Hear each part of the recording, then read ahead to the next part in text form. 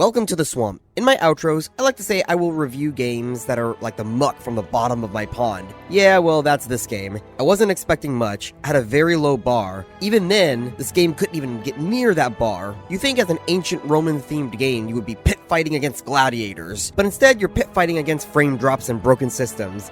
Let's talk about EPHESUS. My name is Excalligator. I rate games based on many categories that would fit into most survival games, based on a 1 to 5 system. If a category does not apply, it will not affect the game's overall score. Now let us get started. I was only really able to play this game for a few hours because this game is just unplayable for me. All of that will be discussed further in the bugs section. EPHESUS is a game that takes place in the ancient Roman Empire, where you are the son of a noble returned home and need to rebuild your land and live in the world. This game has been in early access for just about a year, with mixed reviews and an odd developmental cycle. This game does not require a powerful PC to run, however, no matter how strong your computer is, this game will drop frame rates faster than I lost brain cells while playing this. There is no character customization in this game. You play a pre-made character with a story involved, so this section will not be rated. The game starts off with a cutscene explaining the backstory of your character and why he has returned to Ephesus, but nothing with the clothing on his back, even though he was from a wealthy family. After the cutscene, you find yourself on the docks in front of the first quest giver. You will notice right away that the motion blur is fucking terrible, and you will need to turn that off. After that, I talked to the quest guy. The quest text is similar to an old school RPG where you choose a response, and they will repeat the message that corresponds with that phrase. I walked around the city for a bit, looting barrels that all had the same amount of bread and apples in them for some reason. Well, at least I have some quick food. From that point forward, I spent the first hour having to deal with the constant frame drops, various items and textures being out of whack, disappearing, even miscolored, like some of the NPCs' faces being red. I attempted to lower the graphics settings to see if that would help. While it did help a little bit, the rest of the game looked terrible. You could even see the grid of the skybox. The city itself would be a nice starting zone before you go into the wilderness, but it just looks terrible. They are all buildings that you can't even enter, just slap down. A lot of the areas look unnatural and lazy in the placements, even the textures. If it wasn't for the fact that the various buildings look like free or cheap pre-mades that were just placed down, some of the things look like they at least had some attempted attention to detail. It's just the full execution wasn't there. After some time, I tried out the Gladiator betting game. Not only do you not get to see the fighting, but it's a broken menu-based system where the same gladiator always wins, so I just kept betting higher and higher until I was able to get almost 1,000,000 coins within a few minutes, and then I just bought whatever I wanted. The start of the game is going to be a 1.5 out of 5. Terrible introduction to the game. I only gave it a slight boost because of the rare cases of attention to detail, but other than that, it wasn't a good first impression.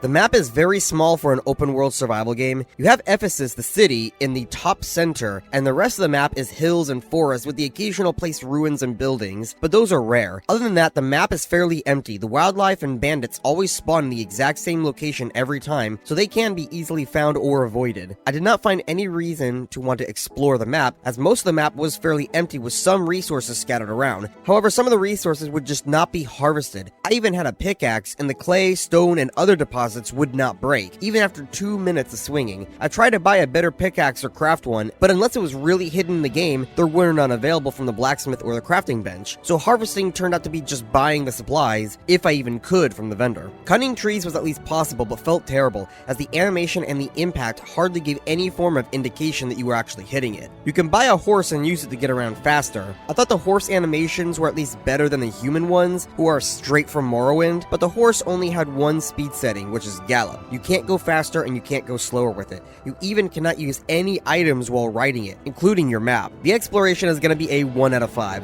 Nothing really to look forward to, predictable spawns that aren't scattered so the land is barren, and unharvestable earth items. The survival is a joke in this game. I only died once to a bandit, but that's because the combat is very awful. More on that in the PvE section. Other than that, you have food and water. Food is easily found or bought in the city. You can find food in barrels or buy it from vendors. You can also hunt or fish for food. The hunting and fishing are both terrible to learn. You can get a bow from the blacksmith, but the fishing is where I had an issue. The main quest line tells you to go to a fisherman to get a fishing rod. There was one right next to the fishing pond, but he didn't sell you jack shit. I had to actually go to the city and buy a fishing rod there, which it didn't tell you to do. It just said go to a fisherman, not which one. The bait I got for free from a barrel at least. Once you get back to the pond, you use your bait, which will do a few second cast and passively get you a few fish. You can then cook them at a cooking station for food. Water you can only get from a watering well or fruit. You can't drink pond water like in other games, and the watering wells are scattered throughout the map. I didn't have issue with my hunger or thirst at all, so it wasn't that big of an issue, so long as you remember to do it. I'm going to rate the survival a 2 out of 5. It's kind of there, but again, the execution wasn't that great. The building wasn't too bad when compared to the rest of the game. You open a crafting menu, select the piece you want to build, and then place it down. However, there are 2 issues with building. One is that you can only build in a certain area, being your own land, that you get for free. You cannot build anywhere else in the map. And the second issue I had was you cannot turn off the building mode normally. There is a second type of building mode that allows you to destroy or upgrade items, fix them too. I had to click on that mode and then cycle back to the building mode in order to turn it off fully. When it comes to the crafting, the building from your hand can get you a few various things from the start. Most of your specialty items will come from the crafting benches that you can either use in the city or craft your own at your homestead. It's frankly just easier to use the ones in the city, you just need to bring the material you need. And while I believe there is farming in the game, as I did find vendors with various crop seeds, I didn't get around to testing it, so I'm not going to consider that into the rating. Overall, this section is going to be a 2.5 out of 5. The building mode is pretty standard with some scuffs. The crafting just kind of feels off, and I won't rate the farming since I didn't try it. For a game about ancient Roman times with gladiators and such, the combat is worse than Morrowind. The very first bandit I encountered killed me due to being stun-locked from his sword with an odd hitbox. And that was after his friend followed me too far from his spawn and evaporated from nothing, leaving his sword floating in the air. I later went back with a bow. Hitting enemies from afar doesn't aggro them, so you can just stand there and get free kill shots, though after all of that you can't loot their bodies. You can't even retrieve the arrows unless you miss and they're on the ground. Looking for a game where you can be a gladiator? Play Conan Exiles instead. The PvE is going to be a 1 out of 5. There is no multiplayer as of yet. It is planned to be in the 1.0 release, whenever that is, so this section will not be rated.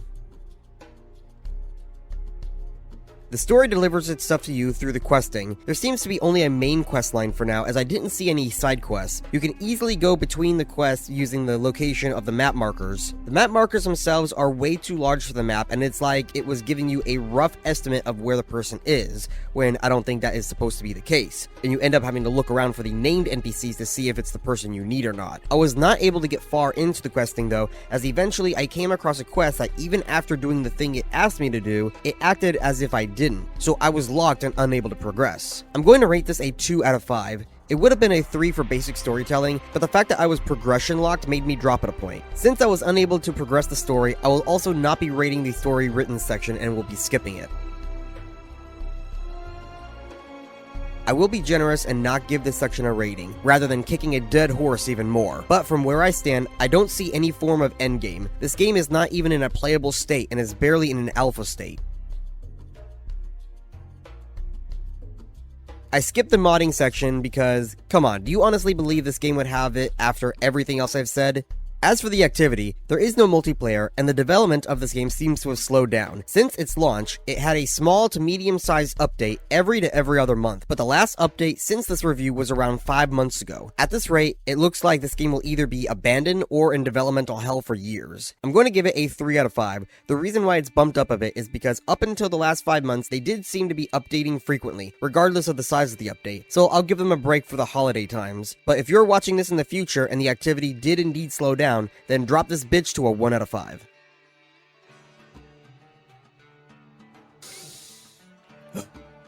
Okay, instead of giving you a whole ranting paragraph, let me just list off the issues instead and be done with it. Alright, here we go. Dropping frame rates like crazy. Enemy NPCs disappearing when they leave the spawning area. Graphics and items flashing, bugging, and going in and out of reality. Fish swimming outside of the pond.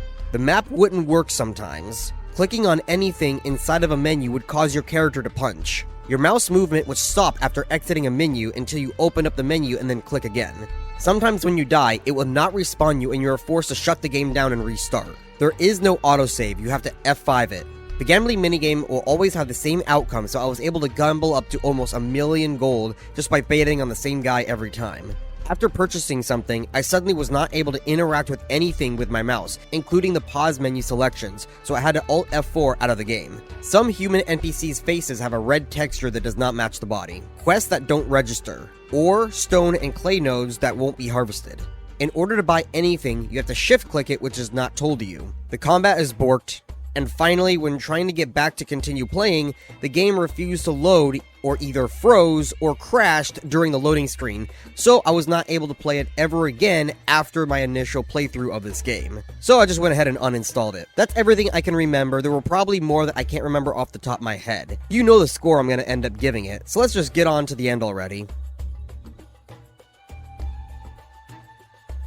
My overall score for this terrible game is going to be a 1.8 out of 5.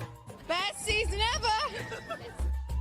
If this game was actually good, I think I would have enjoyed it because I do like the theme of it. I was tempted to make more than just one Morrowind comparison, but to be honest, that would be an insult to Morrowind. While Morrowind has its flaws, it's a classic for a reason. This game, I would most definitely recommend that you do not buy at all. Save your money. Maybe in a few years, this game will be developed more, and we can revisit it and see how it's progressed. But as of right now, I'm going to uninstall and forget about it.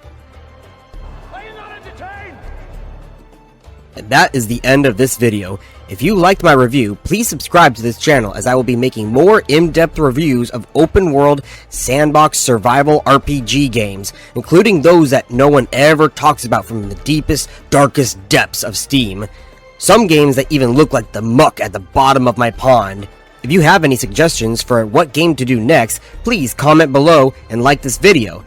Florida Gator Man out.